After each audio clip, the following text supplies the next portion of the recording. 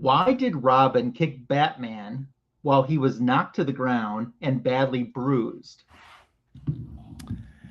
I don't know. Because Robin thought that Batman needed a sidekick. The greatest DC Comics show on YouTube. Fanboys Live and the Retro Review. Welcome to the greatest DC Comics show on YouTube, Fanboys Live and the Retro Review. It's great to have you here tonight. We being myself, Ryan Magic Lasso, and the Royal of Foils, Tony the Signature King. How are you? I am well. Awesome. How was comic hunting? Did you do any in the past week since last week's show? I did do some comic hunting out in the Canadian wildfire smoke, where it just smelled like a giant campfire here in central PA for the entire weekend. So that was fun. But yeah, I decided, well, I can't go outside. It's too hazardous to my health. I better go in the comic book store to seek shelter. Yes, good idea. Did you find some good stuff? Yeah, I didn't pick up any back issues, but I picked up my weekly poll. And I would say the highlight of the poll is two. I would say number one being Dark Knights of Steel 2. I was going to ask about that because I loved the first one. Yeah, this one was great. The first, yeah, I agree. The first one was great. And my other cool pick is this one. I just thought I had to do like a double take. Like, is that really the cover, or did it just get damaged during shipping? Clayface. Oh, nice. Yeah, but it's supposed to be like that. Yeah, but it confused me at first. Yeah, then it did its job. Yeah. Awesome. We're going to say hello to some great folks that are in the live chat with us. If you're watching on the Rewind, we're sorry you couldn't be in the live chat with us, but we do appreciate you checking us out on the Rewind. John's Comics with Friends is the first one up. I do want to mention that John and I are doing another Avengers versus JLA episode coming up this upcoming week. I think it's Thursday night at 8:30 Central, 9:30 Eastern, if I'm right on that. So just watch for details on socials, and it will be on John's channel this time. So check that out. White Tiger, Cool, Calm, Collected, Muabunga to Ruby G. Thanks for being here. The Art of Alan Shell knows that I'm punny. I'm very punny. Our good friend Rod the Rican Comics is here. Yo, Rod, how you doing? Thank you for mentioning that too. We do appreciate it. Smoke is killing Philly, yeah. Don't want to miss saying hello to our good friend Gordon Sisk, 9814. It's awesome to have you here. Through rain, sleet, or wildfires. Wasn't that a Michael Martin Murphy song? She ran calling wildfire. It was. I'll take your word for it. It was. First one was cool. Pass on that one. Signature. Okay. Yeah, the Clayface cover. He likes the Clayface cover. It's a good cover. Assemble. Yeah. Dave Johnson did that cover. I met him a couple times. So Dave Johnson did a Wonder Woman exclusive that I recently got from Heroes Con. I don't see a lot of Dave Johnson work, but when I do, I usually make sure to grab it because he's a regular Baltimore Comic Con. So nice. Try to get it signed. Bronze Age Brian is here. How you doing, Brian? Thanks for stopping by. Appreciate it very much.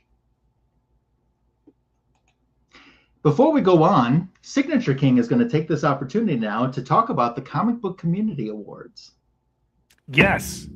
We still have 2 or 3 weeks worth of nominations. So definitely, if you haven't nominated our show for Best Live Stream, please do so. We decided to campaign this year because why not? There's other 20 different, you can nominate like 20 different people at a time, including Old Wolf for coolest Dead Man collection. Hi, Old Wolf 65. Wolfie. But yeah, make sure you're nominating. Even if it's just 1 or 2 channels, it's worth it because that's how we spread the word. So we did find out that the most nominations in the round that's going on right now is going to influence who the top 5 finalists are. So in the past, I think it just took one nomination to make the first list. Yeah. Yep. But now it's whoever gets the most in this round that we're in, which is definitely why we are asking for your consideration. And I want to say something else, Signature King. I have gotten Silver-Haired Bronze Age Babe Comics another nomination for Best Facial Hair. I have a feeling she's probably not going to win. That's not fair. I'm just guessing. Maybe she will. Maybe she will. But I got someone else to nominate her too. That's very cool. Well, that'd be kind of fun, though. Yeah. Definitely a lot of fun. That's what we administer if we don't get to be the finalist. Yeah, right. Yeah. Unless you enjoy that, then that's a whole different topic. Hey, who are we to judge? It's 2026. That's right. That's right. There does not seem to be a lot of news going on. Yeah, it's quiet. There's a few articles that I found, them really just kind of hyping up Lanterns. I think we're going to see a lot more of the Lanterns news as we get closer to San Diego Comic-Con in the next couple of weeks. So I am looking forward to that. I want to see all the announcements that are coming. Who knows? Maybe we'll get like a super extended trailer. Who knows? One that I did see and want to briefly touch on was the news about the potential Wonder Woman moving forward. I have the article here. It talks about a couple different things. One, yes, it's probably going to be Diana Prince Wonder Woman. It'd be kind of silly if it wasn't, in my opinion, because that's the most popular version. Mm-hmm. Why would you not do that?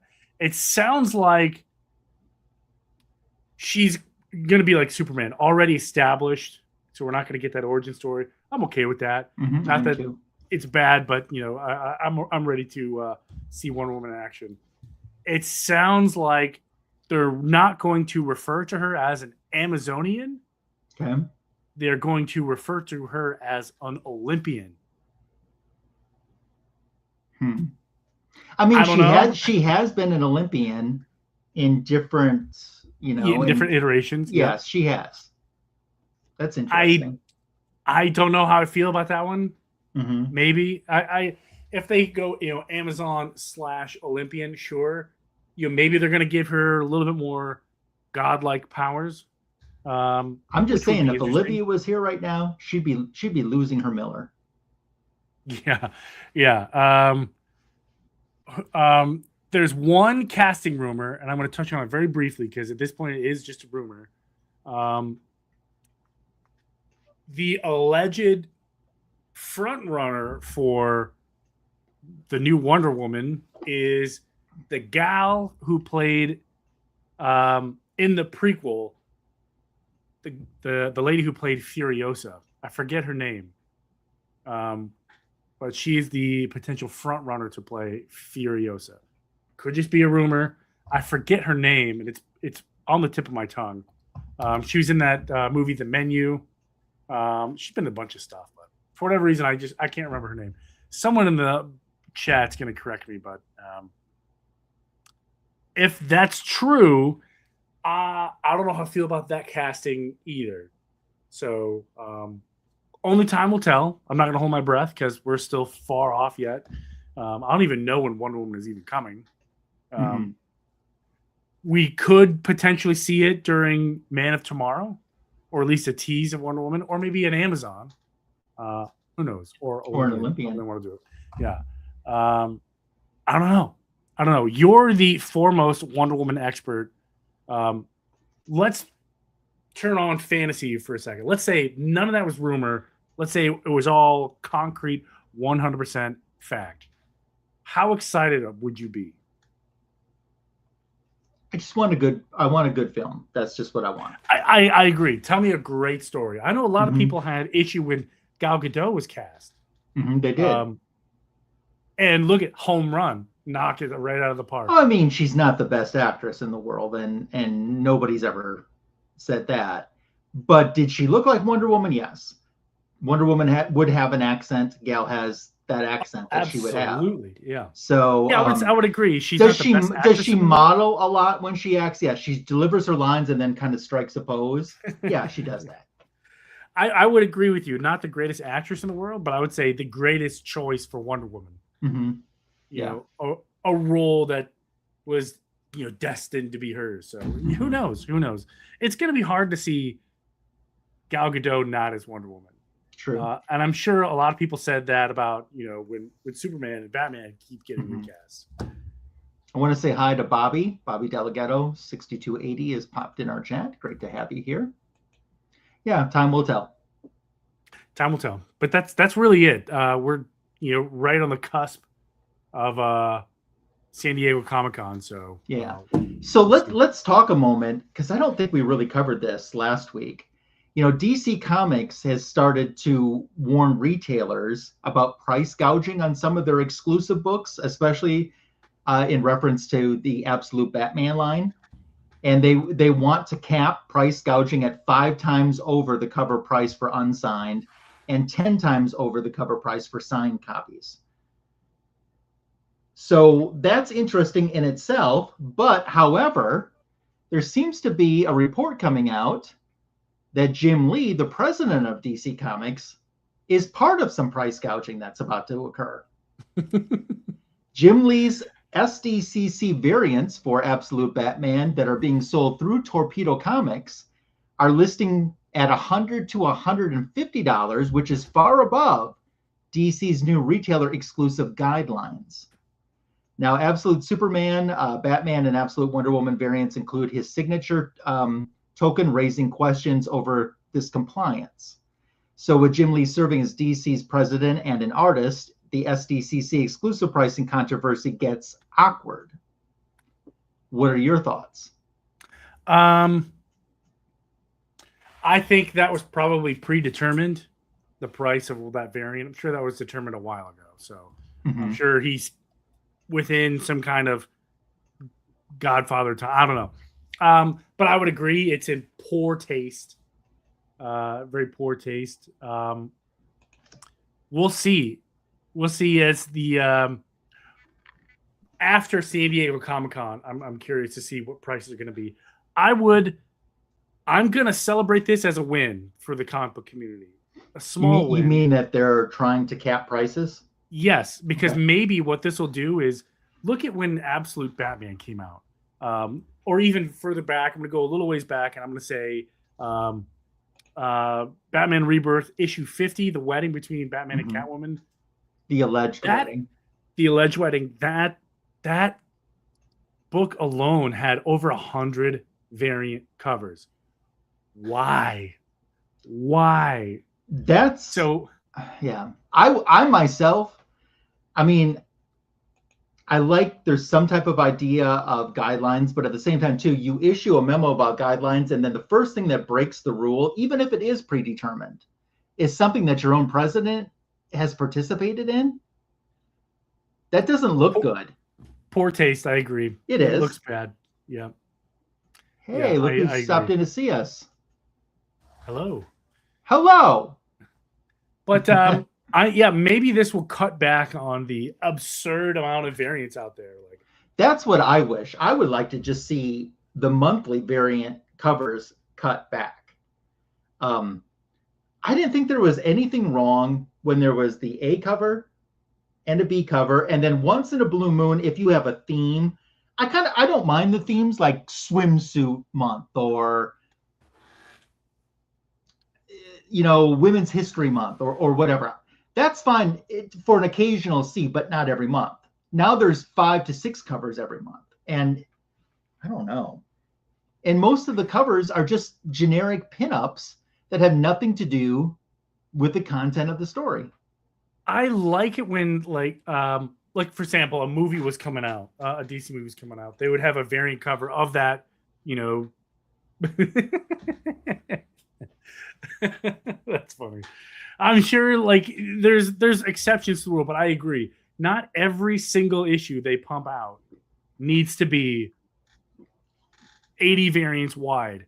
And I would say let's stop doing 10, 11, 12, 13 prints of a comic. That's way too much. That costs Okay, money. what about in the case of Absolute Batman, which actually can support it? I'd still say no. Okay, so how are people supposed to get that issue then? Are they supposed to go to trade or just say too bad, so sad? Because that will jack up the should have pre-ordered. Should have pre-ordered. Should have like I know not everyone can pre-order. I'm well aware.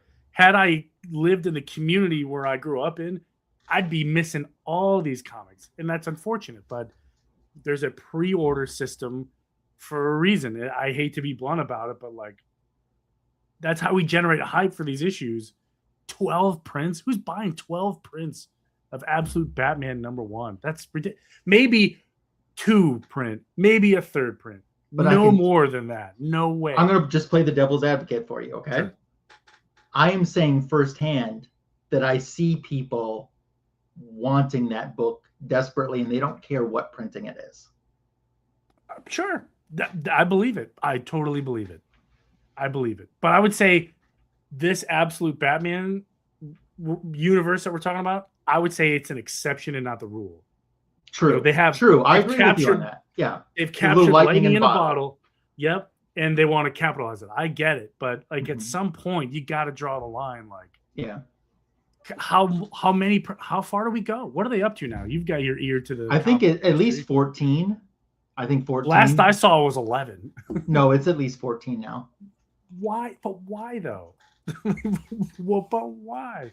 And they keep having exclusive Batman print run #7 cover C. Like, who is buying that? Nobody. I mean, obviously people are because they wouldn't keep doing it, but I don't know. But it's never made sense to me, these multiple prints. I think Absolute Batman's going way too far. I would have stopped at 5 and said, we're done. If you didn't get one by now, I got bad news. You're probably not going to. TFB, right? Yeah, that's too bad. Because you got to pay the artist. You know what I mean? You got to pay the artist to keep going. You got to pay some other person who's going to do a cool cover for it. You know what I mean? Like, but a lot of times they just take that same cover art and just recolor it or tint something, change the color on it, and that's the new variant.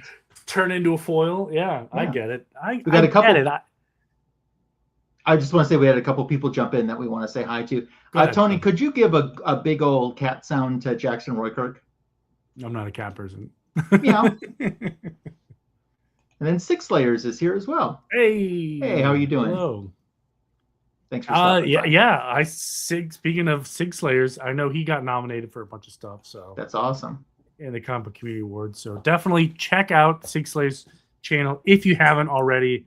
That channel took off like a bat out of you know where. Like an absolute bat out of you know where. Absolute bat. I think he's pushing 30,000 subscribers. I mean, just wow. Came out of the gate. That's probably going to be you in 10 minutes. Not quite 20 minutes, but yeah, a lot of channel success. That guy's always cooking up something in a good way. So nice. Definitely check him out if you haven't. Nice. Anything else you want to cover news-wise? No, like I said, it's been pretty slow. We're right on the cusp of San Diego Comic-Con, so it's probably going to stay that way until we get on the other side of it. So a couple of weeks, maybe we'll get the news back. Yeah. I think we'll probably have a lot probably for next week. Yeah. Oh, to talk about everything. Oh, absolutely. Yeah. Now you can't even say the word absolutely without it being a pun. Mm-hmm. So if you want to pull up the assist, you did tonight's retro review pick, and you can tell us what you picked and why you did. I picked New 52, Future's End. Not that this was a particularly compelling story, but this story marked a big milestone in my collection. This is my first. In fact, I got the free comic book day version, issue 0. That was the first issue I picked up when I was outside of the Army. Finally, I'm free. I could go comic shopping. Couldn't do it for close to 12 years. Finally get to go in a comic book shop and go nuts. So this was it was my first free comic book day I've ever attended. Mhm. I picked up issue 0 and I picked every single issue up from then just because I was hooked. So yeah, it's a great Grifter and Batman Beyond, Firestorm, all of them are on there. Yeah. So We're going to do it kind of is a cool story. There's a lot of twists and turns, but we're absolutely just going to scratch the surface of the story. Yeah. So we're going to do the first 2 issues tonight, and we have done some features, and not specifically the main title, but we have done some features and sub books in the past before in the retro review. But tonight we're going to cover the first 2, and I'll kick us off with issue number 1. So this is 5 years from now, and we have the Batman Beyond checking in with the A.L.F.R.E.D, the Alfred system. And he's kind of saying, now what? And Alfred's replying, now indeed, we find ourselves not where we're meant to be. And Terry McGinnis is like, was the real Alfred like you? He's like, real Alfred, are you insinuating that I'm imaginary? He goes, no, just annoying. It's like, well, I kind of apologize for that, for engaging in conversation while I'm accessing the network. I'll be quiet. So what's generally happened is he's time traveled and he's arrived 7 years too late to stop Mr. Terrific's creation of Brother Eye, which is responsible for what he says is the hell of a future we come from. Not to mention the time band had only one jump, so he's stuck there. And the Alfred system is confirming that. And he's kind of like, how did you let that happen? He's like, the time band was calibrated to Master Bruce's mass. You don't measure up. And he's like, oh, you kind of get a real kick out of yourself, don't you? He's like, well, Master Bruce programmed me. The kicks are all his.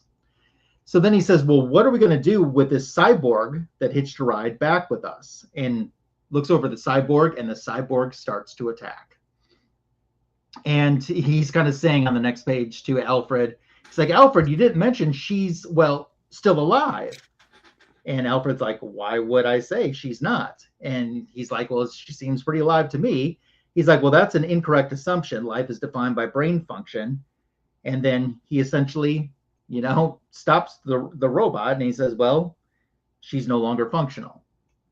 So Terry's gotten injured during this, and he says, well, I'll live, though technically I won't for what? At least a few more years, which is funny.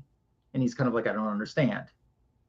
And Batman Beyond's like, what? And Alfred's like, life is funny. And he says, that's because Bruce programmed you. So now we're jumping over to the Huron system. This is in the farthest reaches of known space. And the carrier is the mobile headquarters of Stormwatch.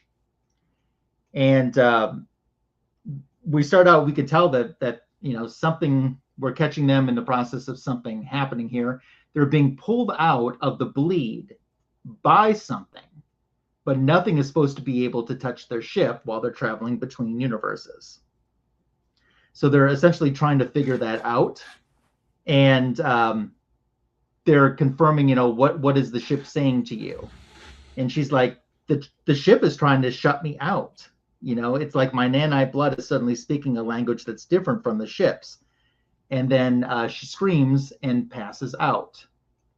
And that's the engineer I'm talking about. So she recovers, and it sounds like her body has been taken over. Jack Hawksmoor, leader of Stormwatch, your team has secretly protected Earth from alien threats since the Dark Ages, but you always knew that it was just preparation for the true storm, the ultimate threat. And they're like, well, what's wrong with engineer? They're like, that's not Angie anymore, Midnighter. And she continues on, essentially being possessed by saying, no, Jack Hawksmoor, Angela Spica, codename the engineer, is gone. I am the storm you were created for. I am here. And then they notice that something is starting to take control of the carrier's self-defense systems on its own. They have no control on it. So on the next page, the carrier is turning against them. And Hawkman is one of the ones that's fighting to try to protect it. Apollo is in there too. And all of a sudden, it looks like Engineer's recovered, and she's not as possessed for a moment. She's saying, Jack, my blood, my machine blood, this thing was inside me. It was intelligent, and it was big and immersive. And they're trying to figure out what exactly to do. And Apollo comes up with this idea that he's going to leave the ship, and he's warned, be careful out there. He's like, there's nothing to worry about.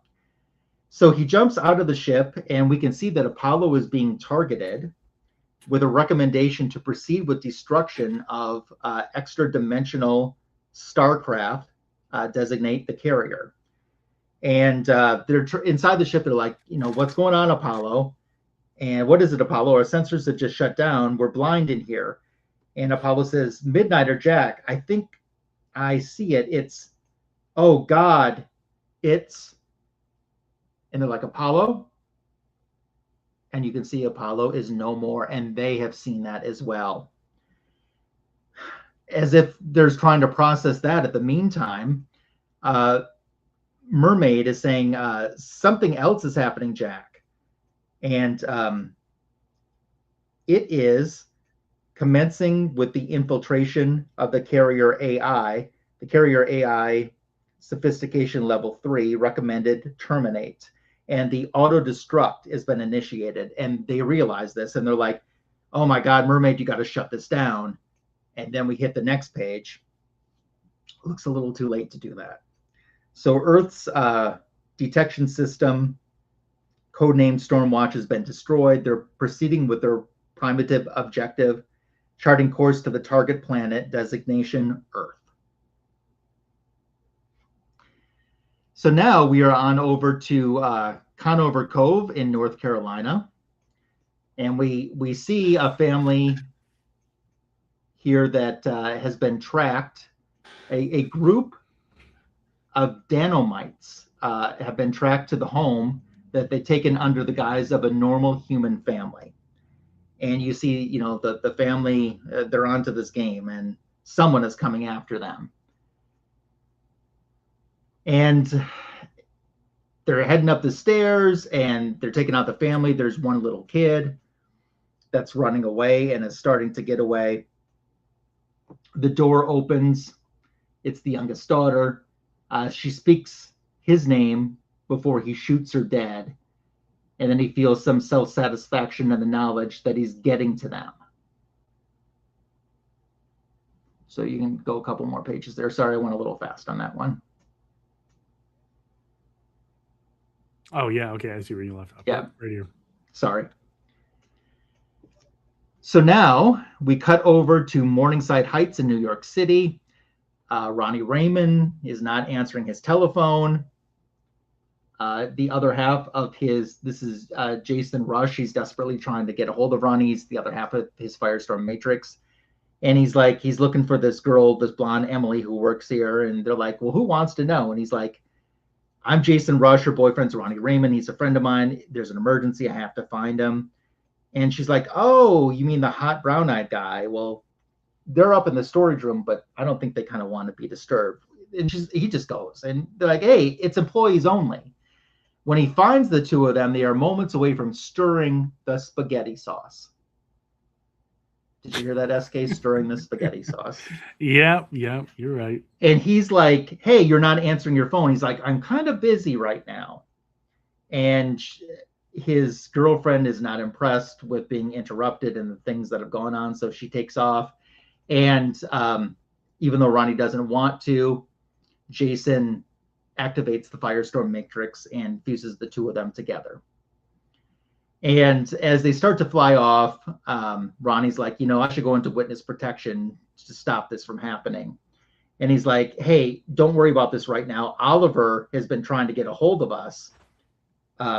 He brought us into the Justice League after the war. He trusts us more than anyone. If he needs our help, we can't let him down. You know how stubborn Oliver is. He wouldn't ask if he could handle this on his own, so this must be bad. And they're like, well, it must be something nuclear because that's the only thing that our powers can handle.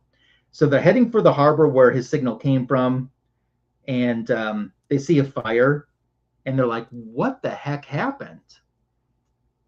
And they look and say it's pretty much like a war zone all over there. And Oliver's lab is gone and looks like it was ground zero for whatever happened. So Firestorm changes the oxygen to carbon dioxide and puts the fire out to try to help the people. And he's talking to some in the crowd, and they're like, what's going on here? And they're like, we thought we were dead for sure. And he's like, not when I'm around. And then she says, yeah, your head. I guess that's why they call you Fire Hair. And he's like, no, I'm Firestorm. And then someone yells, hey, over here. You got to help him. You can't let him die. So Firestorm makes it over there. And they're like, he was trying to help us, but there was another explosion. And he's like, well, we'll find a way. He's starting to move the rubble and clear the rubble. They're wondering how long ago this happened. They're finding out 20 to 25 minutes ago. 25 minutes ago, which if he had answered his call when he should have, when the call first came out, maybe this wouldn't have happened. So there's that guilt that Firestorm, Ronnie Raymond, feels, that it's his fault. Your selfishness caused this, and because of you, Green Arrow is dead. And that is how issue 1 wraps up. Bum, bum, bum. Yeah. Always telling the truth.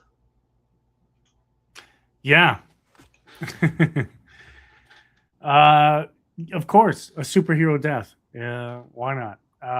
But we pick up immediately where you left off at Green Arrow's funeral. And Ronnie Raymond, Firestorm, running late. So not a good look. And, Firestorm, let me guess, the Ronnie portion of Firestorm is feeling a lot of guilt with having Jason just blabbing his head the whole time. I can't imagine why. But we cut over to Mr. Terrific, and his crew is, they're on a little bit of, they're on their way to the funeral, but they're also checking out the social media. They're noticing at the funeral who's not there.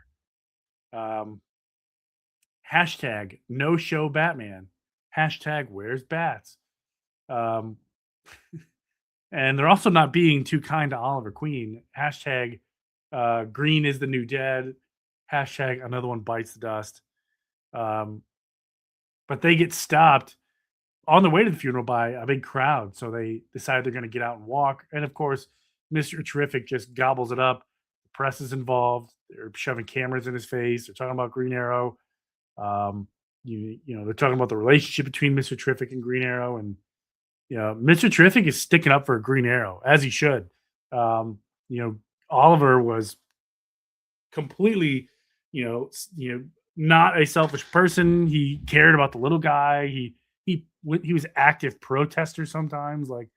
He was not afraid to get loud. But at the end of the crowd, he runs into Aquaman, and Aquaman kind of gives him the 411, like, hey, how come every time you're around, you always got to talk to the news? Like, could you not?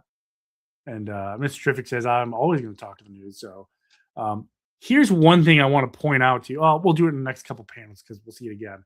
But yeah, Mr. Terrific says, someone has to talk to the news. Someone has to represent us to the world. Yeah, it's a big funeral for Green Arrow, and it is. And Mr. Terrific is saying that, I'm that voice.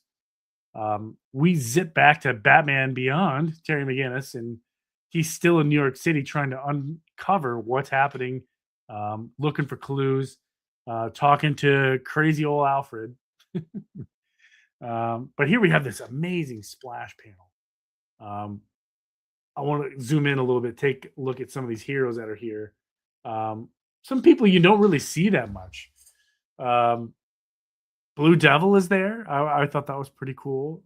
Stargirl. Gosh, let's see. Some of these people I don't. Adam Strange. I see Batwoman. Batwoman. Yeah, you see just the back of her head. Kitana is there. And some big lion dude off to the right. I don't know who he is.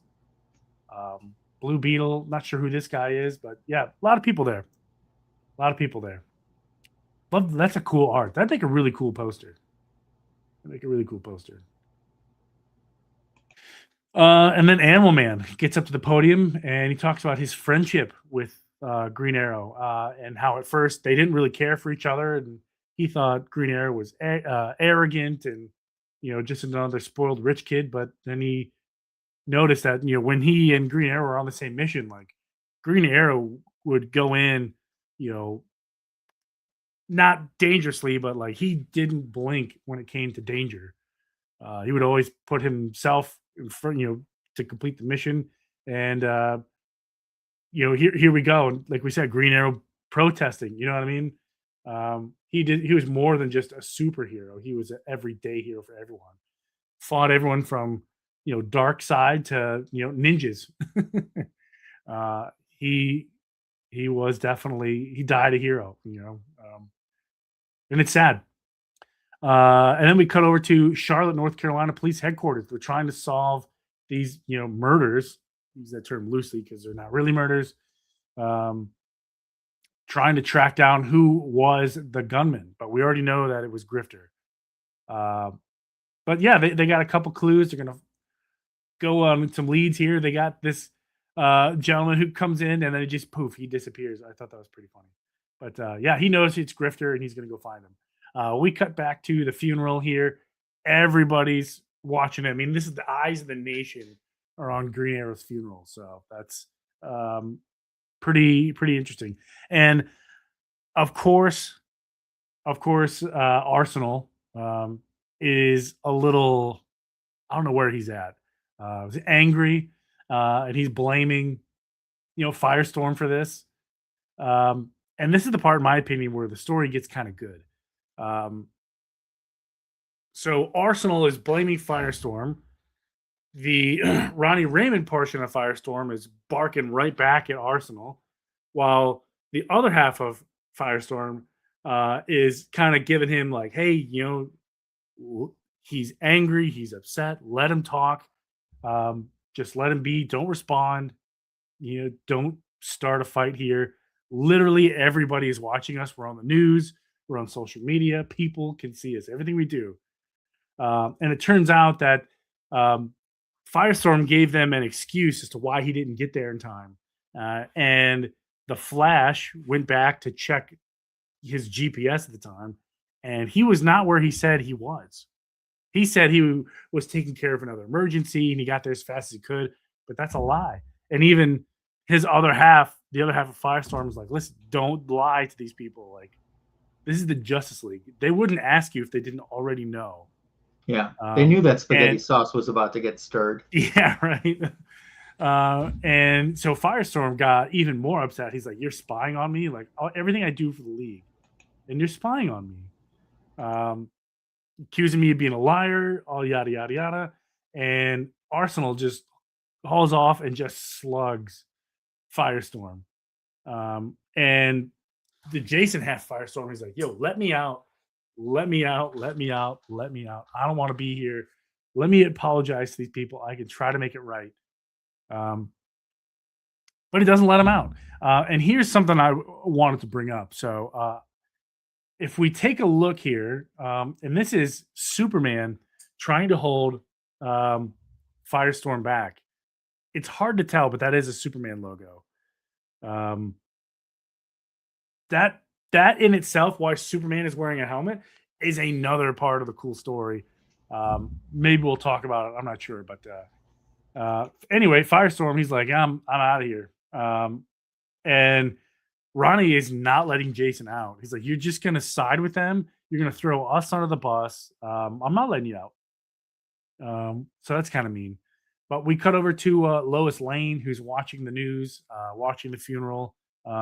Which I got to say, Lois Lane not going to Oliver Queen's funeral, that's cold. That's cold.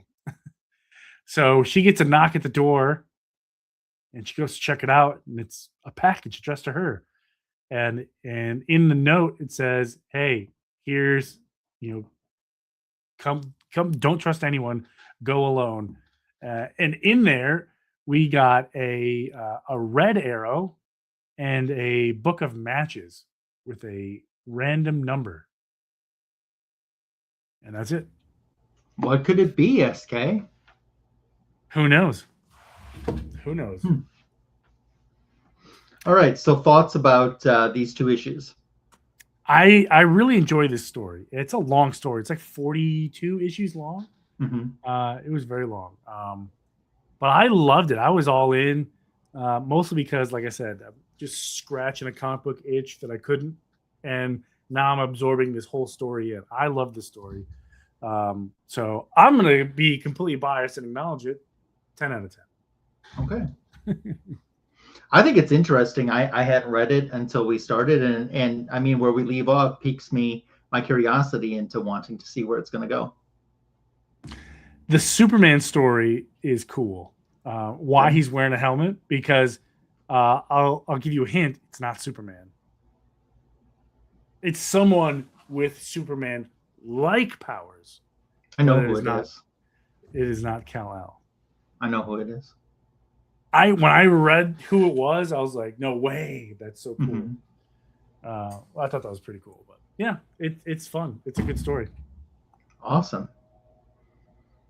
So we are really running down the show tonight. So I'm going to let you know that we are going to do the book show, and then we'll just hang out for a little bit. So if you guys want to ask us about anything, sometimes when we have extra time, we like to do just talk about whatever, kind of like JP's whatever report. We'll do that a little bit too. But let's take care of official business, because, you know, Tim the Comic Collector, I think, does watch the rewinds. And if we don't stick to the program, memos get issued. Yeah, he'll call us out. He will. How many subscribers? What about content? Book show. Go. Subscriber wise, I'm trending upwards because I finally put out a video after a 63-day hiatus. So, and it went pretty well. Nice little short. It went from, being published to a little over 2,000 views in about 2 hours. That's pretty good. So that's doing well. I'll take it. I love those numbers. That short, if you're all interested, is up now. Sitting at roughly 4,500 views. So that's cool. Content-wise, I don't know. I've got my stack from my latest convention hall to go through. Just went a little crazy this week, but hopefully I can get that time back. But as for a book show, like I said, I've been really invested in this story a long time, and I picked up the free Comic Book Day version, and I have that here for my book show. Free Comic Book Day version, signed by Dan Jurgens and Aaron. I can never say his last name. Lemspree? I don't know, but it's a cool story. I love it. This is my first free Comic Book Day ever, and I had this, and I was like, heck yeah.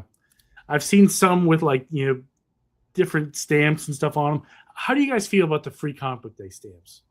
I don't know. My LCS doesn't do it. Sometimes maybe they're more desirable with the stamps.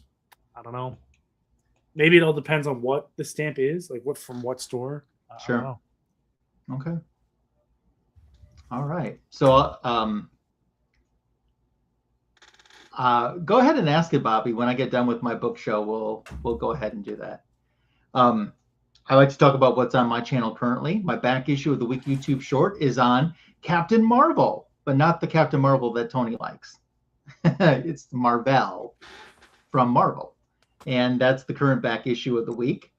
And my current video, Lassoed Loot 293, I got me some John Byrne autographs.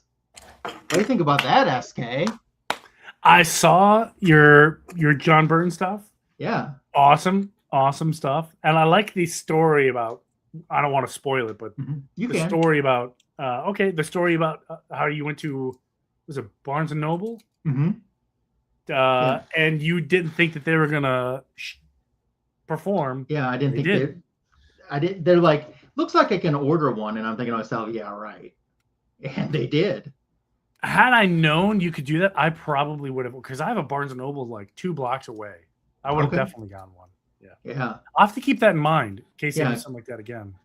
Yeah, so to get a signature on John Byrne's latest project, The X-Men Elsewhere, is pretty cool. And then I have John Byrne's signature on a Wonder Woman actual novel, but he signed it to Joanna Sandsmark, Joanna Sandsmark, who is a comic book creator who passed away last year in July. This was her personal copy. That's cool. Yeah. So, yeah, that's my current video on my channel. And coming up, I have a back issue of the week YouTube short. Tomorrow it's DC Comics and SK. It is a title, and I don't say this like oh ha ha ha, I'm pulling your leg. I'm being very serious when I say this. It's a title that I know you really like, for real. So Okay. that back issue of the week is dropping tomorrow. My lassoed loot video that is dropping on Tuesday afternoon is going to be an all DC Comics haul. So there's going to be some fun things inside of that video coming. And then, as I said, another episode on John's Comics with Friends channel for Avengers versus JLA. We'll look at the Silver Age Justice League of America issue 24 and Avengers issue 24 from volume 1 and decide who had the better issue 24. So that's coming up on his channel Wednesday evening. I believe it's 9:30 p.m. Eastern. So that's what's on the way. For a book show, since we were talking Future's End, I just pulled this out of the... Now, can you see both images or... Yep. Okay. Superman, Wonder Woman. Yep, and then... Yeah, that's what's great about Future's End is they did, I want to say 52 covers? Yeah. And this Superman isn't in no containment suit. Nope. But Wonder Woman sure is, punching him in the nose. She's ready to get that spaghetti sauce stirred. Maybe that's what they're doing. Maybe. Yeah, Bobby, I was happy to get John Byrne autographs. Those are not, as we all know, not the easiest thing to get. So let me say, going back to how many issues New 52 was, because they put out all those cool 3D covers. And when New 52 kicked off, they had 52 issue zeros for all the whatever. Yep. I miss that. I'm also happy they don't do that anymore because suckers like me will buy every stinking one of them. That's why they did that. I know. That Project coming out of the worked army. then. It's like, oh, I need all this. I just got here. Yeah, that project worked. It did. They got a lot of money out of me. Yeah. Well, cool. Oh, I also want to say that if you at home would like to participate in an at-home book show, you can share a cover or anything DC Comics oriented with us on Instagram. Just use the hashtag Fanboys Live and the Retro Review. We would appreciate that. So since we have some extra time, we're going to start hitting some questions. Just talk about whatever. Before we wrap up, I think we'll probably remind you about the Comic Book Community Awards one more time. But Bobby had a question, and his question is, so how are you doing? So, SK, how are you doing truly? How much time do you got? No, I'm just kidding. Doing well. Very excited for this upcoming weekend. The wife and I are going whitewater rafting for the first time. Okay. So I'm going to wear my Aquaman hat just to be safe. What about the babies? They got a fun weekend planned too. Yeah, I don't think they'll appreciate me bringing my 7-year-old and my 4-year-old. Probably not a good idea. Yeah. Cool. So how am I doing? How are you doing? That's an interesting question. One I plan on addressing in a video probably in September, but it's been a very interesting 8 days for me. Something that you tend to think, and I apologize for talking in cryptic terms here. Like I said, in September, I'll feel a little more comfortable talking about this once I'm past this, because I'm not past it right now. I'm in it right now. But something that you just don't think would happen to you happened to me. And I know it's happened to Tony. So it's interesting dealing with that. So, and I'm trying to find some new housing, and that's finding something that's a pain in the neck by itself. Oh my gosh, it is a little stress inducing, and I'm hoping that the car actually gets its oil change tomorrow, because the appointment got canceled last week because of poor air quality. So there's a lot of stuff going on, and I'm going to say that to borrow a term from, how we love Winona Judd, I'm broken and blessed at the same time. So as she says, I'm somewhere between hell and hallelujah.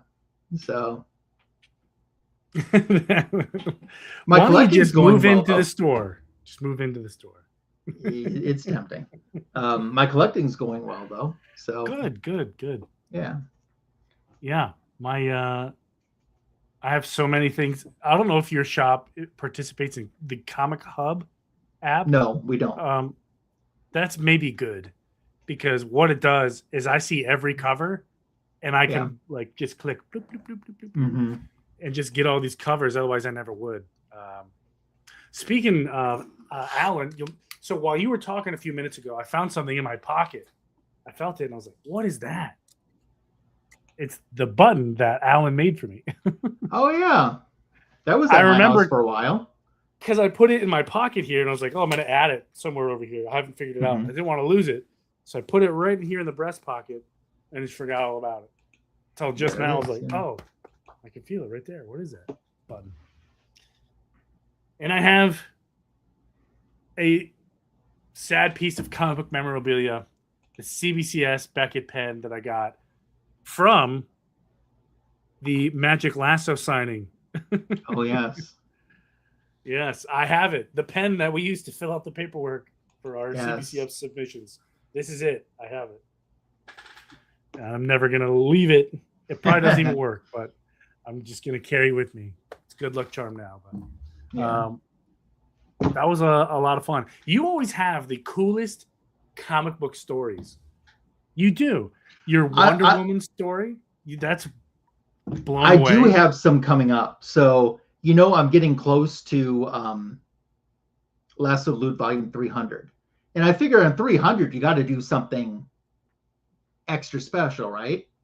It's a story I have to tell of something that happened. Of course it is. Last month, and that's going to be for 300. So the way, if everything keeps working on schedule, 300 would drop on September 1st. I can only imagine, but here you have the Wonder Woman story. Now you have this really cool John Byrne story, and then you have a John Byrne autograph that was meant to go to somebody else, but you have. Well, it was someone else's. Someone else. She passed away, and I never knew her, but now I'm like the custodian and the caretaker of it. See, you have these cool stories that I can't compete with. You just it's no competition now. I couldn't even if it was. It's not a competition because I can't compete where I don't compare. That's for sure. I've definitely seen, even this week, some interesting things come into my collection. Things that I'm like, never called that to be in my collection. So now, I mean, it's no secret, where you work, but would you say working at the shop has cost you money, so to speak? Oh, yeah. Oh, that's cool. Like mine. Yeah. That's why I could never work at that, like a shop like that. No way. They might as well pay me in store credit because I'm just going to blow it there anyway. Yeah, for sure. And especially when it's a good store like that one is. And I mean, they have like back issues. Like this week, I was holding a Fantastic Four #2 in my own hands. Fantastic Four #2. I mean, we have an Amazing Spider-Man #5 in the store. #5. That's the first time Dr. Doom was in a Marvel comic that wasn't Fantastic Four. Wild. And we got cool DC. Oh, you know what? In my video dropping on Tuesday, I have a book that I believe, Mr. Signature King, you have in your collection. You're going to highly approve of me finally having this in my collection. And it's a wall book. Ben, you don't know how many answers that has. The thumbnail, when you see the thumbnail, you'll instantly know what it is. Okay. All right. So since you've started working at the shop, what has been your biggest purchase? Ooh, what has been my biggest purchase? So like you're talking about holding a Fantastic Four. Almost said Final Fantasy, but I don't think I've made it yet. You don't think you've made it yet? No. Have you made? Okay, so what's been your biggest purchase to date, as it stands right now today? I mean, I've gotten some wall slabs. Okay. So, I mean, I've done triple digits on some things, you know. That would be Well, me yeah. every day. Triple digits, triple digits, triple Yeah. digits. Give me that. Oh, you want us to store to buy it? How about I buy it? Yeah.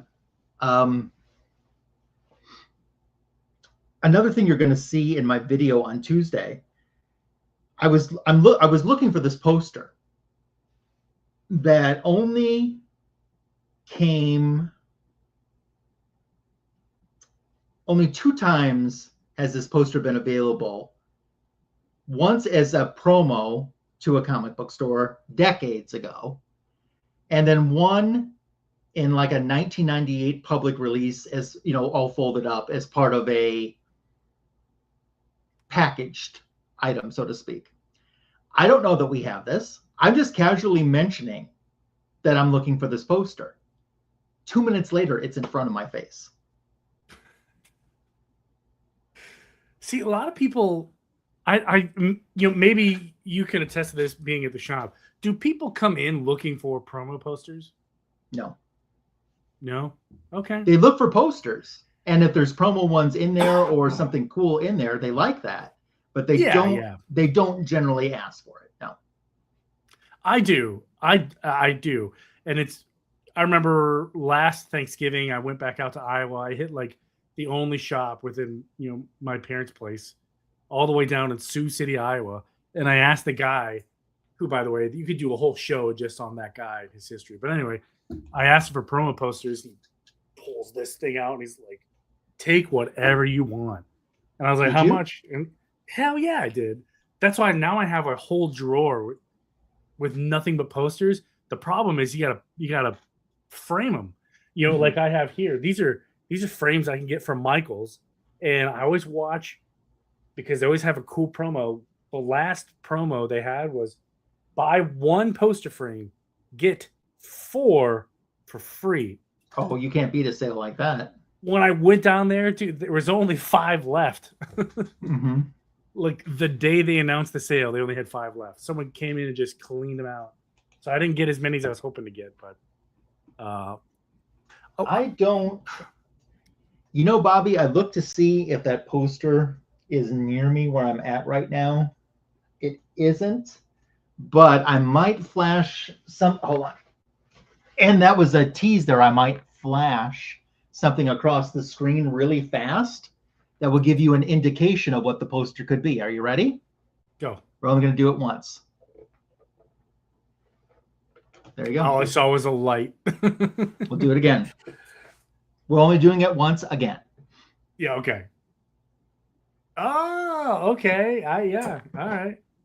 That's all I'm saying. Cool. When sometimes people ask me, why do you pick up promo posters? I tell people the same thing.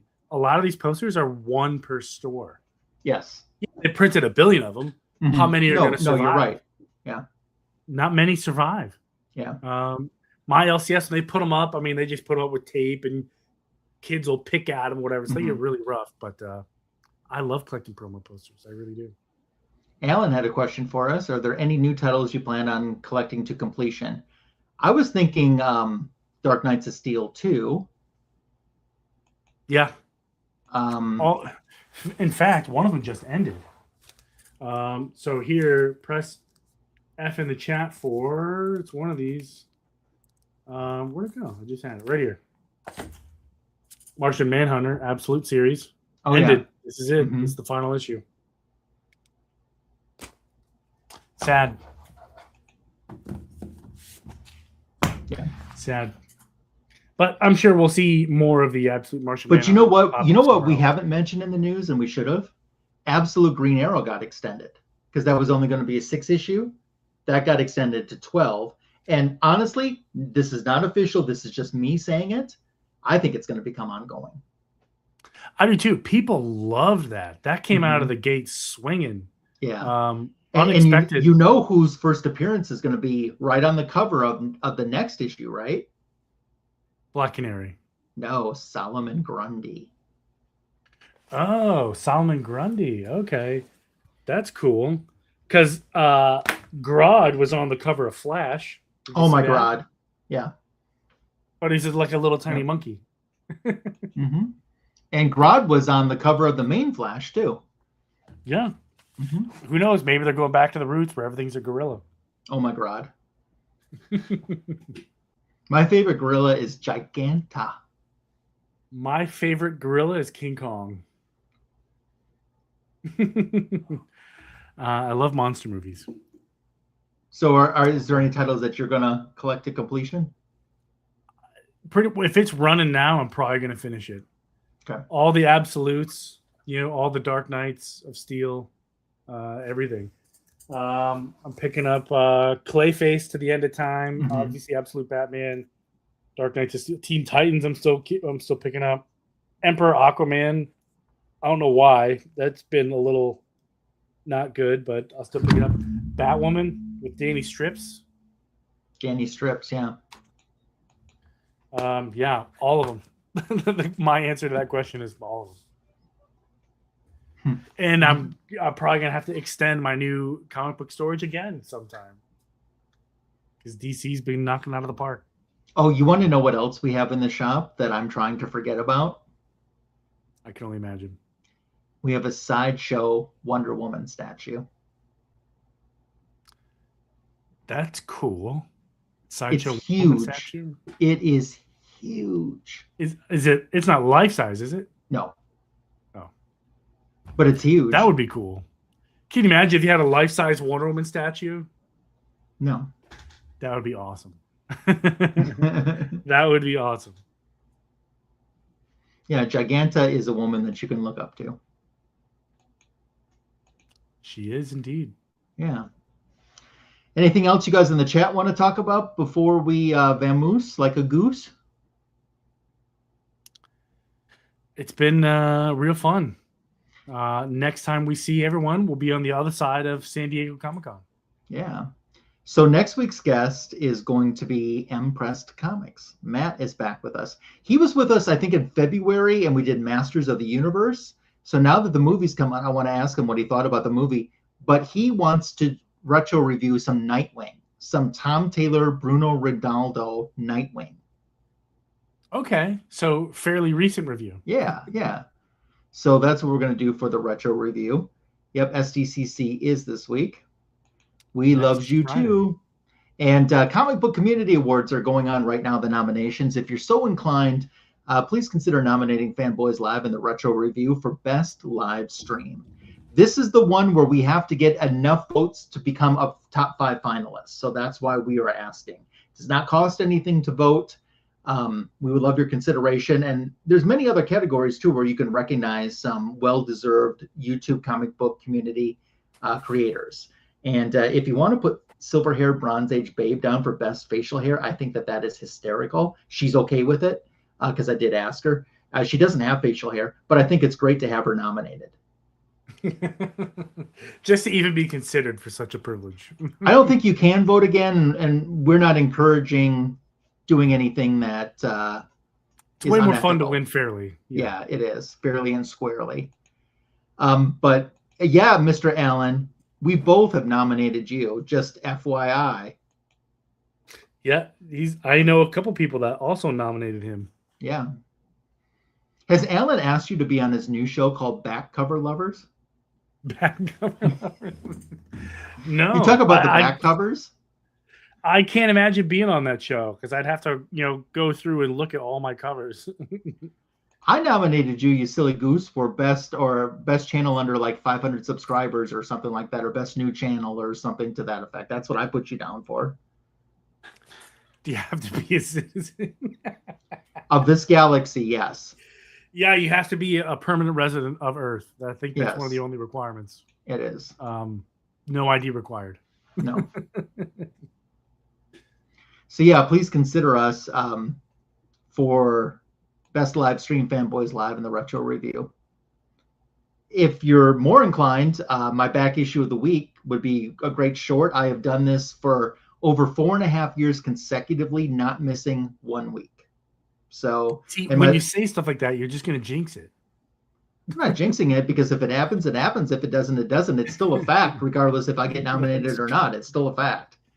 And it's not going to stop regardless, I mean, it's going to stop sometime, but no immediate plans. So And my lasso loot for edited long form content is another good one. Back cover lovers, yes.